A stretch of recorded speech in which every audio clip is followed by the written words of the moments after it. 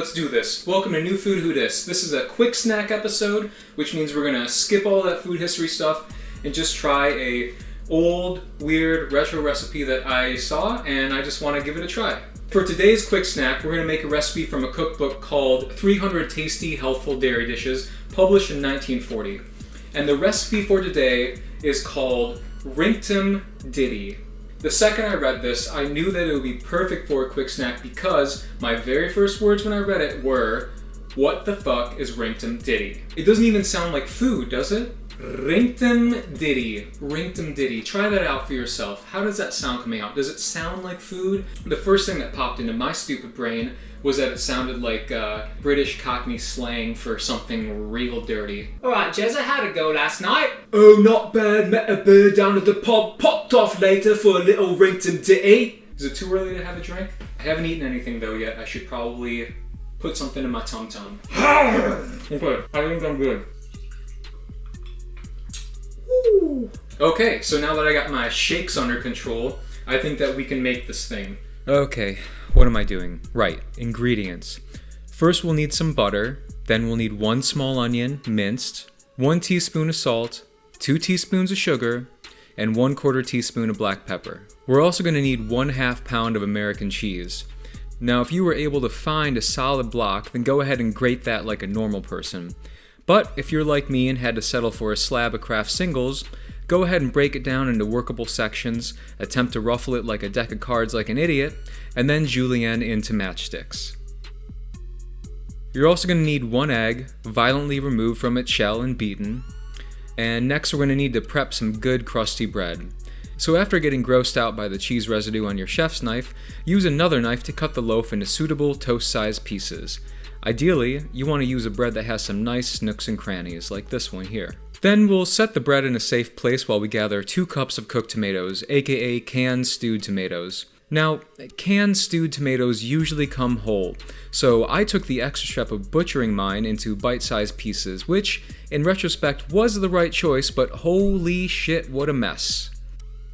So after chopping the tomatoes and pouring the reserved juices all over the place, set that aside, clean up the crime scene, and move on to the cooking phase. To kick things off, let's melt a tablespoon of that butter over medium heat. Then, add the diced onion and cook until softened but not browning or taking on color. Then, add the tomatoes and mixture of sugar, salt, and pepper, stir, and heat up into a simmer over medium heat.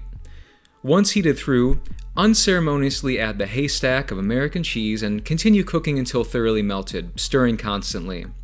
Now during this stage, it will not look right, and you'll think you've made a mistake, which maybe you have, but life is a cruel joke, so who's counting? Anyway, just keep stirring and soon enough it'll come together as a loose emulsification of tiny cheese curds and tomatoes. With that, slowly drizzle in the beaten egg and continue cooking for 1 minute, stirring constantly. And it's at this point that you'll quickly see that the egg is key, and as you stir, you'll see the mixture sort of come together and look more like a sauce you intended to make, with a smooth consistency and light pinkish orange color throughout. Now once that's set, pop some of that crusty bread in the toaster and just toast it until it's however you like it. Add some butter and, for a touch of elegance, drop it on the floor like an asshole. After confirming that the bread landed crust side down, put it back in place, chastise yourself, and finish by ladling out some of that cheesy pink good. And bada bing bada boom, you got some Rinktum Ditty. Okay, there she is, in all her grandeur, in all her beauty, in all her drippiness. So now that we've made Rinktum Ditty, the only thing left to do is give it a try.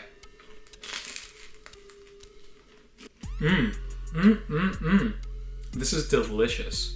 That is really good.